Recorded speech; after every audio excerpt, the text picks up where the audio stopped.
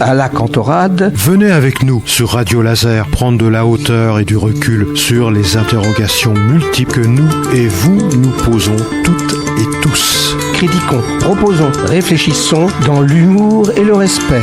Explorez pendant un mois, chaque semaine, un sujet pertinent avec toujours un invité expert. Bonjour à toutes et à tous sur Radio Laser, à la Cantorade Science. Comme tous les mois, nous retrouvons Marion Guillemin. Bonjour Marion. Bonjour. Et nous allons parler de Science Ouest du mois de novembre, Marion. Du mois de novembre, où on va parler notamment du retour sur la Lune, ça c'est le dossier. On va parler également des secrets d'un tumulus, c'est ça ? Oui. Et on va enfin parler aussi des petits moussaillons de la région de l'Orient.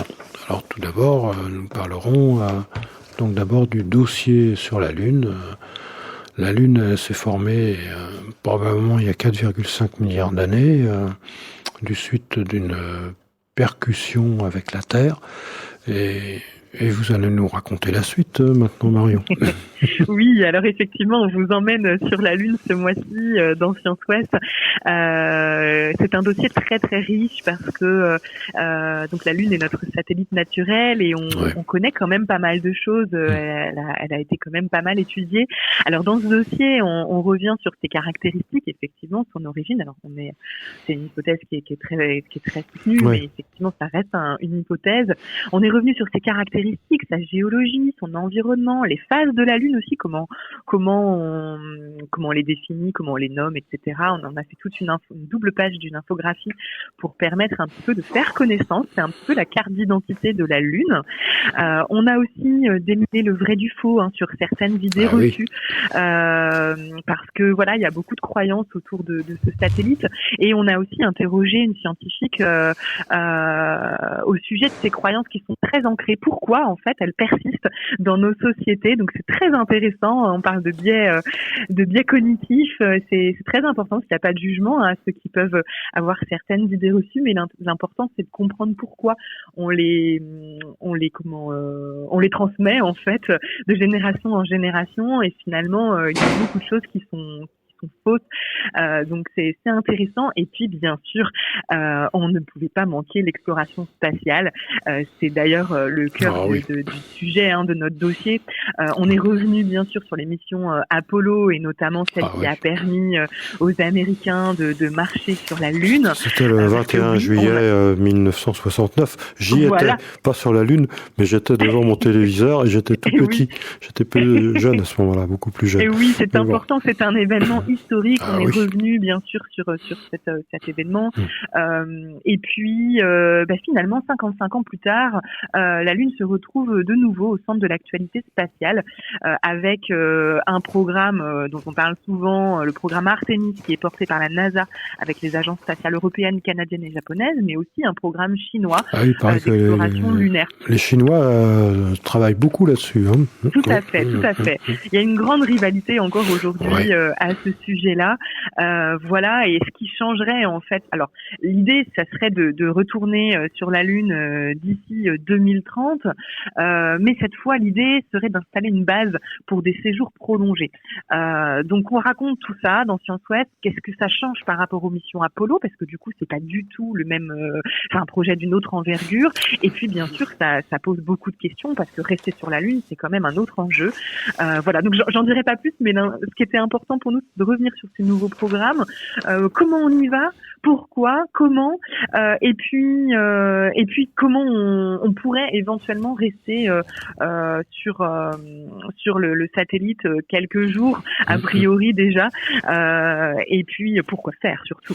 On a parlé aussi d'un entraînement pour aller sur Mars plus tard. Oui, c'est une des raisons en fait de ce nouveau voyage. Ce serait une étape en fait vers Mars. Et pour tester pas mal de technologies aussi, bien évidemment.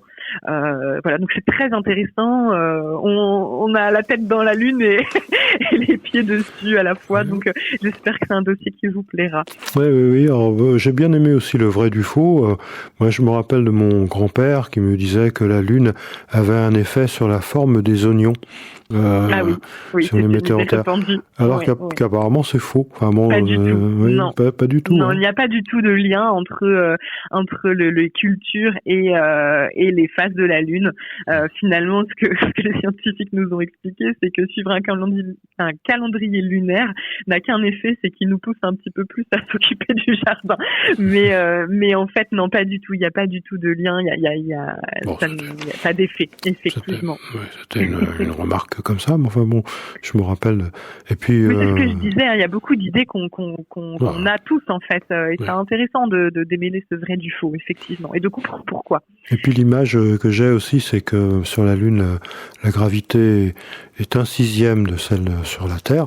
Et j'ai l'image quand je lisais Tintin, où on voyait Tintin et Milou faire des bonds, parce que bien sûr, si on fait la même poussée sur la Lune que sur la Terre, si la gravité est 6 fois plus petite, on voit 6 fois plus haut. Hein.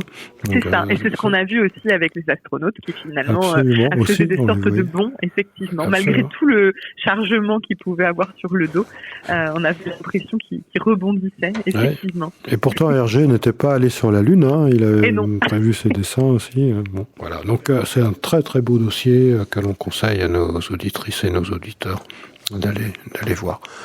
Ensuite, on passe au secret d'un tumulus, Marion. Alors, oui, effectivement. En Bretagne, c'est en Bretagne, à la limite entre le Mont Blanc on revient sur Terre. Et le Finistère. Effectivement, je ne sais pas si vous vous souvenez d'une histoire d'une dalle de schiste gravée que des chercheurs de Brest avaient étudiée. Oui, on en avait parlé. Voilà, il y a peut-être 2 ans maintenant déjà. Ouais. En fait, ils avaient compris que c'était une des plus anciennes cartes de l'Europe. Et finalement, ils ont rouvert la tombe dans laquelle ils avaient trouvé une dalle. Et l'idée, c'est de comprendre comment la sépulture a été construite, pourquoi la carte a-t-elle été insérée dans la tombe, quels sites y sont représentés. Finalement, pour encore mieux comprendre la dalle, ils ont besoin de reconstituer toute l'histoire de la sépulture. Et donc, comme un puzzle, en fait, des archéologues, des étudiants et des bénévoles sont en train d'analyser les différentes pierres qui formaient finalement les parois et la couverture de la tombe, hein, si je dis pas de bêtises, oui c'est bien ça, pour vraiment comprendre d'où elles viennent, quelles sont les traces des outils dessus, etc. C'est assez fascinant. Donc là on est vraiment sur l'étude de matériaux qui datent de très très longtemps pour comprendre finalement l'histoire qui recèle de ce tumulus. Voilà, c'est des éléments qui sont englobés. Je viens de retrouver sous le tumulus depuis 4 millénaires. Donc c'est quand même très très vieux. 4 millénaires, c'est fascinant. C'est loin. Et donc là, pour l'instant, on aura les réponses d'ici quelques mois, quelques années, on ne sait pas. Il y a pas mal d'étapes, effectivement. Alors, tout cela. Oui, puis peut-être que les résultats seront communiqués au fur et à mesure. En tout cas, là, ils commencent à repérer quelques indices et ça demandera plusieurs mesures et donc plusieurs analyses, effectivement. Mais voilà, c'est ma collègue Violette Veloux qui est allée sur le terrain et qui nous raconte vraiment comment ils se sont installés dans une cour de ferme pour tout mettre par terre. Enfin, c'est assez incroyable, effectivement. Ce tumulus est dans un champ de maïs. Carrément, il faut. Oui, exactement. Faut savoir où à la frontière du Finistère et du Morbihan. Oui, tout à fait. Ok, donc on passe maintenant au petit moussaillon avec un espace ludique qui se trouve à Lorient, c'est ça? Oui, à la Cité de la Voile, Éric Tabarly, effectivement. On l'a mis en avant parce qu'ils ont un nouvel espace d'exposition qui accueille depuis fin octobre les enfants de 2 à 12 ans. C'est nouveau parce qu'il n'y avait pas de concept pour ce public-là. Et l'idée, c'est vraiment de leur permettre d'avoir plusieurs expériences. Ils peuvent par exemple tenir la barre d'un bateau pirate, se réfugier dans un canot de sauvetage, construire un bout de coque dans le chantier naval, apprendre comment se forment les nuages, provoquer même des éclairs. En fait, c'est vraiment des expérimentations qui permettent aux plus jeunes d'avoir quelques réponses aussi que la science peut apporter. L'idée, c'est notamment ce que nous expliquait le directeur du site, de les sensibiliser à la cause des océans et de montrer comment la science peut répondre à certaines problématiques et les sensibiliser sur les dangers qui pèsent sur notre planète. Donc c'est assez intéressant. intéressant. Et puis c'est aussi un lieu qui est ouvert aux scolaires avec des ateliers pédagogiques sur des thématiques Super, à ce que je viens de dire. Voilà. Donc voilà, on voulait mettre en avant un petit peu. C'est rare qu'on parle de la Cité de la Voile et je trouvais ça important d'en parler. Voilà. Ça a ouvert début septembre, oui, avec la rentrée scolaire. Alors ça a ouvert fin octobre, donc là vous pouvez d'ores et déjà emmener les enfants. Bien sûr. Eh oui, il va y avoir les vacances bientôt. Exactement. Ok. Et donc, je voulais signaler aussi, si vous le permettez, Marion, un article, page 6, sur les traces de la biodiversité qui est en danger, on le sait. Et savoir qu'un petit animal qui s'appelle muscardin, qui hiberne une bonne partie de l'année dans un nid au sol. Au niveau du sol, il fait son nid, c'est dangereux par rapport aux prédateurs. Enfin bon, c'est sa façon de vivre là. Et bien, c'est une espèce qui est protégée et qui se fait de plus en plus rare en Bretagne. Donc lisez ce petit article intéressant. Donc avec un mignon petit animal. Mignon, une belle fourrure. C'est le groupe mammalogique breton qui se charge de veiller à la vie de ce petit animal et qui recense les espèces. On a aussi autre chose à dire. Ah oui, toujours la question de science que Michel Cabaret évoque pour chaque numéro. Et là, c'est le mal de mer. Le mal de mer, eh bien, c'est quoi le mal de mer ? Eh bien, lisez ce petit article. Lisez-le, mais pas dans la voiture. Non, oui, pour ceux qui souffrent du mal des transports, alors vous savez, vous avez de la kinésithérapie vestibulaire qui permet d'essayer de corriger ça, mais c'est pas toujours évident. Et il paraît que beaucoup de marins ont le mal de mer, hein, donc et progressivement, ils insistent et ils arrivent à traverser l'Atlantique. D'ailleurs, ils sont partis récemment pour le Vendée Globe. Hein.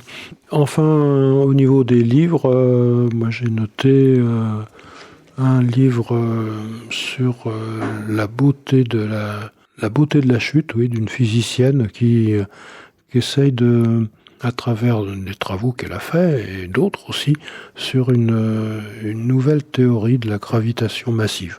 C'est aux éditions Canto, paru en 2024. C'est Claudia Ram. Aussi un autre livre sur l'Odyssée de la conscience de Peter Godfrey Smith. Cet auteur associe ses récits de plongée sous-marine à des récentes découvertes en biologie de l'évolution. Voilà, moi, si vous avez d'autres choses à ajouter, allez-y, je vous en prie, Marion. Eh bien non, j'incite chaque auditeur et chaque auditrice à s'emparer de notre numéro Absolument. pour un voyage lunaire. Voilà, j'espère que ça leur plaira et puis on se donne rendez-vous en décembre bientôt. Bien sûr, Marion, on se redonne le dernier rendez-vous. numéro de l'année arrive bientôt. Oui, il est déjà sûrement sur les...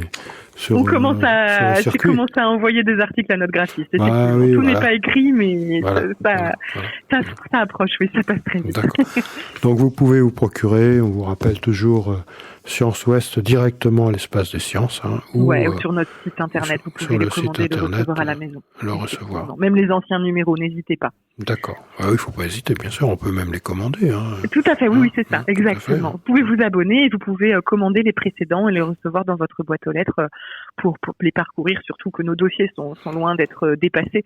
Donc voilà, il ne faut pas hésiter, c'est pas parce que la date de parution peut paraître un petit peu éloignée qu'ils ne sont plus d'actualité.